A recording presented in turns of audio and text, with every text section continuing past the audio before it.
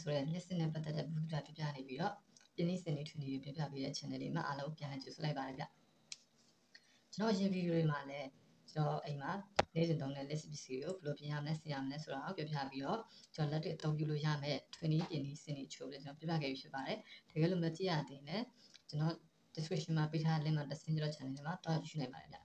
ကျွန်တော်ဒီပြပြပေးမယ့်အကြောင်းအရာလေးကကြာမှာပေါ့နော်ကျွန်တော်ပြင်လေးတစ်ခုကိုကျွန်တော်ပြပြသွားမှာဖြစ်ပါတယ်ကျွန်တော်ရှင်ဗီဒီယိုမှာလည်း training လေးပြပြပြီးပါဆိုတော့ကျွန်တော်ဒီနေ့မှာပြင်လေးလက်ချိုးပြပြပေးမှာဖြစ်ပါတယ်ဗျ Okay ကျွန်တော်ဒီပြပြပေးမယ့်အကြောင်းအရာကြာတော့ဘာပြင်ပါလဲဆိုတော့ကျွန်တော်လက်ထဲမှာဒီကောင်လေးရှိပါဗျ Okay ကျွန်တော်ဒီကောင်လေးကိုတော့အားလုံးလည်းသိမယ်လို့ထင်ပါတယ်ဗျကျွန်တော်ခုနောက်ပိုင်းမှာခက်စားလာတဲ့ Bluetooth နဲ့ချက်လေးဖြစ်ပါတယ် Bluetooth နဲ့ချက်လေးဖြစ်ပါတယ် Okay နော် Okay ကျွန်တော်ဒီကောင်လေးကိုဒီနေ့မှာပြင်ပြပေးမှာဖြစ်ပါတယ်ဗျအစင်တိုင်းရင်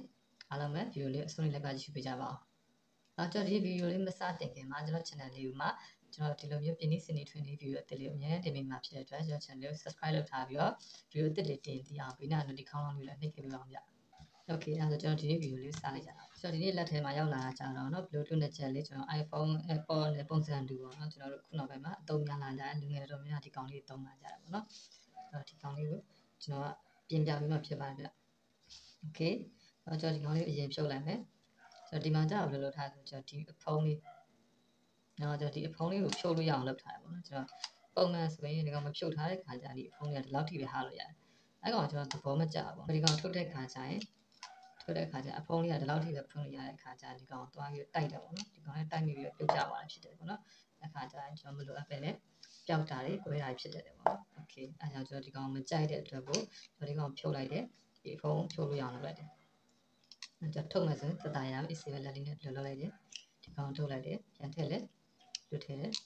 ်လွတ်လက်ထည့်လို့ရပါတယ်ပေါ့နော် Okay ပြီးတော့ကျွန်တော်ဒီနှစ်ချက်မှာစာဘာပြဿနာအဲ့ဒါတက်တာလဲဆိုတော့ဒီကောင်ကဒီခလုတ်လေးဖွင့်လိုက်ရရင်ကောင်အားဝင်ရမယ်ဒီမှာမီနီလေးလင်းနေရမယ်ဒီတော့တစ်ချက်လောက်ပဲလင်းသွားတယ်ချက်လောက်လင်းပြီးအားမဝင်ပေါ့နော်အားမဝင်ဖြစ်နေပေါ့နော်အားမဝင်တဲ့ပြဿနာဖြစ်တယ်ပြီးတော့ဒီကောင်ကဘာဖြစ်လဲဆိုတော့ကျွန်တော်ဖွင့်လို့မရဘူးမနေ့ကဆိုကင်ထားလိုက်ရင်ကြာလာရင်ဖွင့်သွားမှာလေဒီကောင်ဖွင့်လို့လည်းမရဘူးအားသွင်းလို့လည်းမရဘူးဆိုတော့ဒီကောင်မှာပြဿနာတက်နေတယ်ပေါ့နော် Okay ကျွန်တော်အကောင်တစားတွေဖြုတ်ပြီးတော့ပြန်စစ်ကြည့်လိုက်တာပေါ့ Okay အဲ့တော့ဒီနေ့ဂျယ်လေးနှစ်ခုထုတ်လိုက်တယ်အဖုံးလေးလည်းဖြုတ်ထားလိုက်တယ်ကျွန်တော်ဒီဘူးကိုဖွင့်မယ်ကျွန်တော်ဒီဘူးကိုဖွင့်မယ်ဆိုရင်ဒီကောင်ကကျွန်တော်ဒီဝက်ကိုလည်းအပြားလေးပေါ့နော်ဝက်ကိုလည်းအပြားလေးနဲ့ဒီကောင်ကိုဒီလိုထောက်ပြီးဖွင့်မှရမှာဖြစ်ပါတယ်ဗျ Okay အမှချက်သတိထားမှာအရင်အားမဆိုင်ဖို့လိုတယ်ပေါ့နော်အရင်အားမဆိုင်ဘူးဒီနားမှာသူကဘူးလေးတစ်ခုရှိတယ်ကော်ဘူးလေးတစ်ခုဟိုဘက်တစ်ခုဒီဘက်တစ်ခုဆိုနှစ်ခုထားရတယ်ပေါ့နော်အဲ့ဒီကနေကလော့ထုတ်အောင်အရင်အားဆိုင်လိုက်တဲ့ခါကျဒီကောင်ဒီနှကန်းကျိုးပါနိုင်တယ်ပေါ့နော် Okay ဒီနှကန်းတော့အตาလေးပဲဒီလိုလေးကလော့တင်လိုက်မယ် Okay နော်ကျွန်တော်ဒီမှာကလော့ထားပါဒီကောင်ဒီကလော့လိုက်မယ်ဒီမှာဆိုဝက်ကိုလည်းအသေးလေးပေါ့နော်လိုဝက်ကိုလည်းအသေးလေးရပိုကောင်းတယ်တိတ်ရလေးဆိုရင်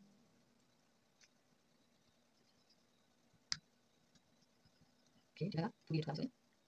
Okay ဒီမှာပူတီလေးတစ်ခုရှိတယ်အဲ့ကောင်ထွက်သွားစေဘက်ချန်လည်းအဲ့လိုပဲဒါလေးပဲနော်ဒီမှာပူတီလေးထွက်လာတွေ့လားမသိဘူး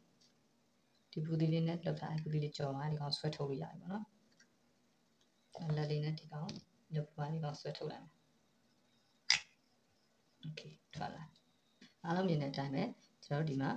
battery လေးတစ်လုံးရှိတယ်ဒီမှာသူအားသိန်း circuit လေးတစ်လုံးရှိတယ်ပေါ့နော်ဒီမှာသူ့မှာပါတဲ့ဟာအကုန်လုံးကဒီလောက်ပဲဒီမှာအားသိန်း circuit လေးတစ်ခုရှိတယ်ဒီမှာ battery လေးတစ်ရှိတယ်ဒီမှာဆိုကျွန်တော်ကြည့်ရမယ်ဆိုဒီ battery ကဖောင်းနေတွေ့လားဒီ battery ကမကောင်းတော့ battery ကဖောင်းနေတယ်အဲ့ battery ကမကောင်းတော့ဘူးเนาะဒီ battery မကောင်းတော့အဲ့တော့ဒီ battery မှာကျွန်တော်ပိုအားတိုင်းကြည့်မယ်ပေါ့နော်အမှန်ဒီကောင်ပုံမှန်ဆိုရင်ပိုအား 3.7 3.8 3.9 4လောက်ထိရှိအောင်ပေါ့နော်အဲ့ကောင်တကယ်လို့ battery အားကကျွန်တော်တို့2 volt 1 volt ကျော်လောက်ပဲရှိရဆိုရင်ဒီ battery ကပြတ်နေပြီပေါ့နော် Okay ကျွန်တော်ဒီခလုတ်လေးနဲ့တော့မီးလင်းနေတယ်ဒါပေမဲ့ဒီကောင်အားတော့မဝင်တော့ပုံမှန်ဆိုရင်အားဝင်ရမှာလေကိုအားတော့မဝင်တော့ Okay ကျွန်တော်ဒီ battery လေးကိုတခါတိုင်းကြည့်လိုက်မယ်ဘယ်လောက်ဖို့ရှိလဲဆိုပြီးနော်မီတာလေးယူလိုက်တယ်မီတာကိုကျွန်တော်ကိုတိတ်20မှာထားလိုက်တယ်ပြီးတော့ကျွန်တော်ဒီမှာ battery ရဲ့ကြာမိပိတ်ပါ battery ရဲ့ အပေါင်းနဲ့အနှုတ်နှစ်ငုတ်ရှိတယ်ဒီဘက်မှာ battery အနှုတ် B- ဆိုရေးထားတယ်ဒီဘက်မှာကျတော့ B+ ဆိုရေးထားတယ်အဲ့ဒါအနှုတ်နဲ့အပေါင်းပေါ့နော်အဲ့တော့ဒီကောင်နှစ်ခုတိုင်းကြည့်လိုက်3.58ဒီကောင်မစိုးသေးဘူး battery ကောင်းတယ်လို့ပြောပါမှာပေါ့နော်ဒီကောင် battery ကောင်းသေးတယ်ဒီ battery ဖောင်းနေပြီမဲ့ဒီကောင် battery ကောင်းသေးတယ်ပေါ့နော် okay တချို့ကြတော့ဒီလို battery ဖောင်းလာတဲ့ခါကျရင် battery ကပျက်စီးသွားတာပေါ့နော်မကောင်းဖြစ်တယ် okay ဆိုတော့ဒီကောင်လေးကိုထပ်ပြီးတော့ဖြုတ်ကြည့်ကြအောင်ဒီမှာသူစကူလေးနှလုံးရှိတယ်ပေါ့နော်ဒီကောင်လေးဖြုတ်လိုက်မယ်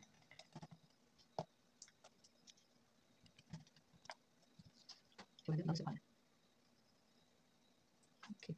ဒီမှာတာ battery ကိုကြာဆိုတော့ cord လေးနဲ့ကတ်ထားတယ်ပေါ့နော် cord လေးနဲ့ကတ်ထားတယ်ဆိုတော့ cord လေးကိုအသာခွာလိုက်မယ်ဒီမှာခွာတာမှာ battery ကိုပေါက်သွားလို့မဖြစ်ဘူးเนาะ battery ကိုဒီကောင်နဲ့ထိုးပြီးပေါက်သွားတဲ့ခါကျရင် battery ကမီးထားလာတာမျိုးဖြစ်နိုင်တယ်ပေါ့နော်အဲ့တော့တစ်ခုချက်လောက် use ဆိုင်ပေးပါဗျ okay ထွက်လာပြီဒီမှာငုတ်လေးရှိတယ်ပေါ့နော်ဒီငုတ်လေးတွေကကျွန်တော်ဒီဘက်အပေါ်ကနေပြီးတော့သူရဲ့ဒီ pin မှာတွေ့လားဒီ pin နှစ်ငုတ်လေးအပေါင်းနှစ်ပေါက်ရှိတယ်အဲ့ဒါကျွန်တော်ဒီဒါစိုက်တဲ့အခါကျရင်ဒီငုတ်လုံးနဲ့သွားထိပြီးအားသွင်းမှာဖြစ်ပါတယ်ဗျ okay ဒီမှာအပေါင်းလို့ရှိတယ်ဟိုဘက်ကအပေါင်းဒီဘက်ကအနှုတ်ဒီနှစ်ငုတ်ကလည်းကျွန်တော် power ထွက်လာဆိုတော့ကျွန်တော်တစ်ချက်လောက်တိုင်းကြည့်ရအောင်20 DC မှာပဲထားလိုက်တယ်အဲ့တော့ဒီငုတ်လေးနှစ်ခုတိုင်းကြည့်မယ်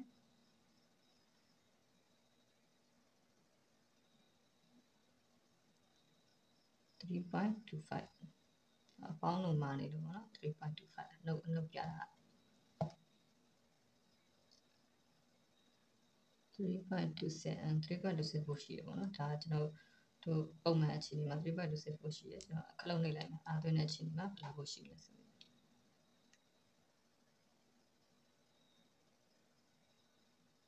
5 wow အားသွင်းတဲ့အခြေအနေမှာ5.225ဖို့လောက်ရှိတယ်ပေါ့နော်အားသွင်းတဲ့အခြေအနေမှာအားသွင်းတဲ့အခြေအနေမှာ5.22ဖို့လောက်ရှိရပေါ့နော်ပုံမှန်အခြေအနေမှာတော့3.25လောက်ရှိပြီးတော့ကျွန်တော်အားသွင်းတယ်မီလင်းနဲ့ဆိုတာကျွန်တော်အားသွင်းတဲ့အခြေအနေလေကျွန်တော်မီလင်းနဲ့ဆိုတာအားသွင်းတဲ့အခြေအနေမှာဒီမှာ5volt လောက်ထိရှိရော okay အဲ့တော့ဒီနှစ်ချက်ထဲမှာရှိတဲ့ battery ကိုသူက5 volt နဲ့အားသွင်းပေးတာပေါ့နော် okay အဲ့တော့ဒီထဲကကောင်ကကျတော့ကျွန်တော်ဒီလောက်ပါပဲเนาะဒီမှာ power circuit ရှိတယ်အားသွင်း circuit ရှိတယ် battery လုံးရှိတယ်ပေါ့နော်ဒီလောက်ပါပဲအဲ့တော့သူဒီ body ထဲမှာကျတော့ကျွန်တော်တို့ကတန်လိုက်လေးတွေရှိရပေါ့နော်ဒီတန်လိုက်လေးတွေဒီနှစ်ချက်ကိုပြုတ်မကြအောင်ကတ်ထားလို့ရအောင်နော်တန်လိုက်အားနဲ့ဆွဲကတ်ထားပြီးတော့မှဒီငုတ်လေးနှစ်ငုတ်နဲ့အားသွင်းလို့ရအောင်လုပ်ထားတဲ့အတွက်ဒီမှာတန်လိုက်တုံးလေးရှိတယ်ဒီကောင်ကဘာမှမဟုတ်ဘူးပေါ့နော်ဒီတန်လိုက်တုံးလေးပဲရှိတာ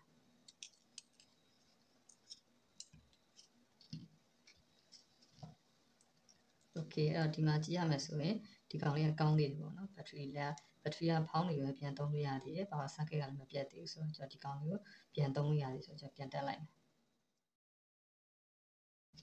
okay ဒီ out body ကိုဖြုတ်ကြည့်ပါလိမ့်ဆိုတော့ကျွန်တော်ဒီအပေါ်ကနှစ်ချက်ကိုဖြုတ်ကြည့်လိုက်ကြတာပေါ့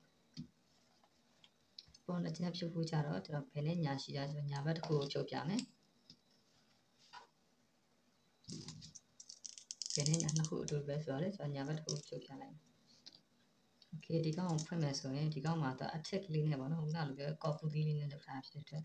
ကျွန်တော်ဒီဘက်ကမဖွင့်ရအောင်ဒီဘက်ကဖွင့်ရမယ်နောက်ကအကြာလေးကိုကျွန်တော်ဓာတ်လေးနဲ့ပေါ့နော်ဓာတ်လေးနဲ့ဒီကြားလေးကိုအသားလေးကတ်လိုက်လိုက်မယ်အားသုံးလို့မရဘူးဖြစ်ဖြစ်လေးပဲဖွင့်လိုက်မယ်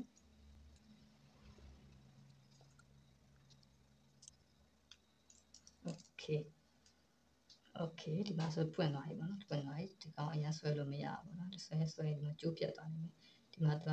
ကျွန်တော်နားထောင်အတန်ထွက်တဲ့ speaker လေးရှိပေါ့နော်မှာ speaker အသေးလေးရှိရဲ့ဒီ speaker လေးကျိုးလေးနဲ့ကျိုးနေကောင်ပြတ်သွားတယ်အတန်မကြားပဲလေး okay ရှာပြီနော်အဲ့တော့ဒီမှာ battery လေးရှိပေါ့နော်ဒီ wire အောင်လေးက battery လေးပါ battery သေးသေးလေးပေါ့နော် battery လေးကိုဝက်လေနေပဲဒါလေး color ထုတ်လိုက်ထွက်လာပါလိမ့်မယ်သူလည်း battery ဖောင်းနေတာဒီချက်ထဲမှာရှိတဲ့ battery လေးလည်းဖောင်းနေတယ်နော်ကျွန်တော်တွေ့လာပြီဖောင်းနေတယ်အဲ့တော့အဲ့ဖောင်းနေတော့ဒီ battery ကကောင်းသေးလားဆိုတော့ကျွန်တော်တိုင်းကြည့်ဖို့ကြတော့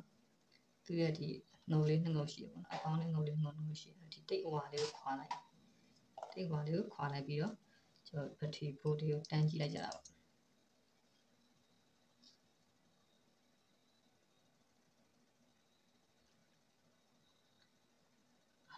ဖိုအားတိုင်းလိုက်တဲ့ခါကျမှကျွန်တော်တွေ့0.63ပေါ့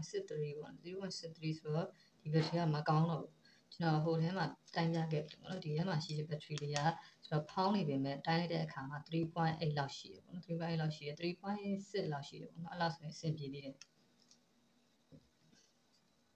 ဒီဘက်ထရီမှာကျတော့ကျွန်တော်တို့က1 volt တောင်မရှိတော့တွေ့တယ်နော်0.62 0.63လောက်ပဲရှိရဆိုတော့ဒီဘက်ထရီကမကောင်းတော့ဘူးပေါ့နော်ဒီဘက်ထရီကိုကျွန်တော်ဖြုတ်ပြရမယ်ပြီးတော့ဘက်ထရီအသစ်လဲရမယ်ပေါ့နော်ကျွန်တော်တို့တကယ်လို့ဒီကောင်လေးကမီးလင်းနေပေါ့နော်ဒီကောင်လေးကမီးလင်းနေပါဝါဖွင့်လို့ရတယ်အတန်မကြားဘူးအတန်မကြားရအောင်ဆိုရင်ကျွန်တော်ဒီမှာ speaker လေးမှာတက်ထားတဲ့ကြိုးလေးနှစ်ကြိုးပေါ့နော်အဲကြိုးလေးနှစ်ကြိုးပြတ်နေလားဆိုတော့တစ်ချက်စစ်ပေးရမှာဖြစ်ပါတယ်ဗျကျွန်တော်ဒီမှာကျတော့ကြိုးလေးနှစ်ကြိုးကပြတ်မနေဘူးပေါ့နော်အဲ့တော့မတက်နေဘူးဒီကောင်ကဘာမှမဖြစ်ပါဘူးဗျ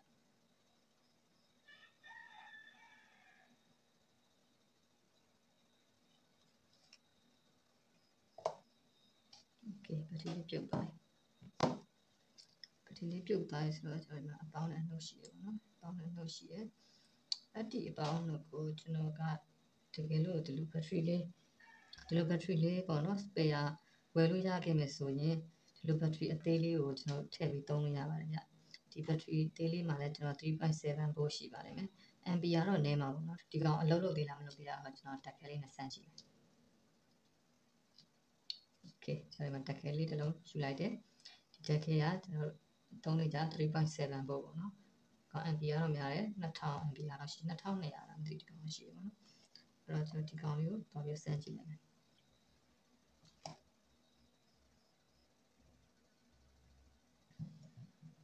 โอเคကျွန်တော်ဒီမှာဘက်ထရီလေးကိုတက်လုပ်ပြီးသွားပြီပေါ့နော်အပေါင်းလုံးတစ်ခုချိန်ထားတယ်အဲ့တော့ဒီကောင်လေးကိုပြန်ပြီးတော့ခလုတ်ဖွင့်ကြည့်လိုက်ကြတာခလုတ်ဖွင့်လို့ဆိုဒီစင်ဆာလေးကိုလက်ကကင်ထားမယ်โอเคအားလုံးမြင်တယ်မှာမီးလေးမိတ်တော့လင်းနေပါတော့โอเคအဲ့တော့ဒီကောင်ကဘက်ထရီကပျက်စီးသွားဖြစ်ပါတယ်ဒီကောင် circuit ကမပျက်စီးဘူးအဲ့တော့ကျွန်တော်ဒီကောင်လေး Bluetooth ချိတ်ပြီးတော့အချင်းလေးဖွင့်ကြည့်လိုက်ကြမယ်ဘလုံးသွားယူလိုက်မယ်โอเคဘလုံးယူလာပြီကျွန်တော်ဒီကောင် Bluetooth လေးနဲ့ချိတ်ကြည့်မယ် Bluetooth mouse setting ထဲမှာဒီကောင်သွားကြည့်မယ် refresh လုပ်လိုက်တယ်โอเคဒီမှာပေါ်လာပြီပေါ့နော် iDress ဆိုပြီးပေါ်လာပြီ iDress ဆိုပြီးချိတ်ကြည့်လိုက်မယ်ဘယ်လုံးမလားဘယ်လုံးလိုက်မယ်โอเคချိတ်သွားပြီဒီမှာသူပြောရတယ်လား connect ဖြစ်သွားပြီ battery percent ကလည်း 80% ရှိတယ်ပေါ့နော်ဒါတချင်းဖွင့်ကြည့်လိုက်မယ်โอเคကျွန်တော်ဒီ Bluetooth ရဲ့အတန်လေးကိုဆန်မယ်အတန်လေးဆန်မယ်ကျွန်တော်ရောင်းလေး channel ထဲသွားမယ်ရောင်းလေး channel ထဲကကျွန်တော်တချင်းလေးတစ်ပုတ်ကိုဖွင့်ပြမှာဖြစ်ပါတယ်ဗျမြန်မာပြည်ဖွားကိုကျွန်တော်ဖွင့်လိုက်မယ်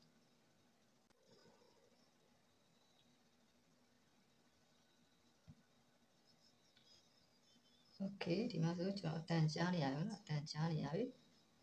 ဒီကောင်လေးရှင်းလာအောင်ကြည့်ပါ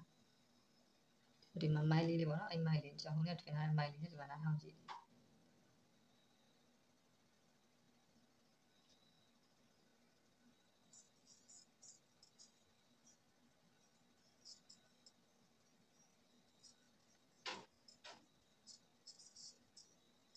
ဟုတ်ပြီနော်ကျွန်တော်အဲ့ဆိုရင်ဒီ Bluetooth လေးကကျွန်တော်ကကောင်းတယ်ပေါ့နော်ကျွန်တော် Bluetooth လေးကကောင်းတယ်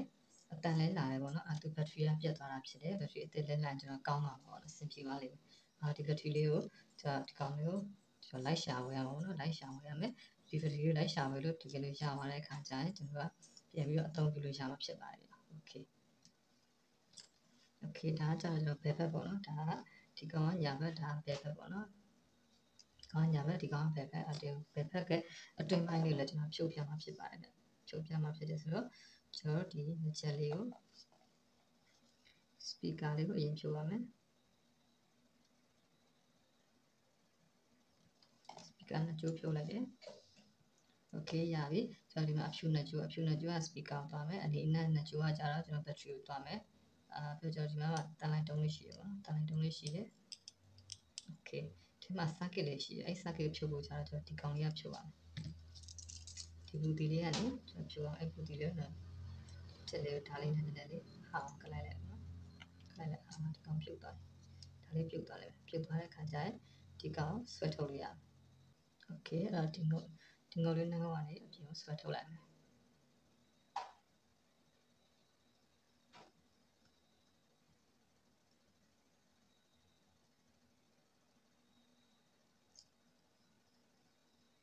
โอเค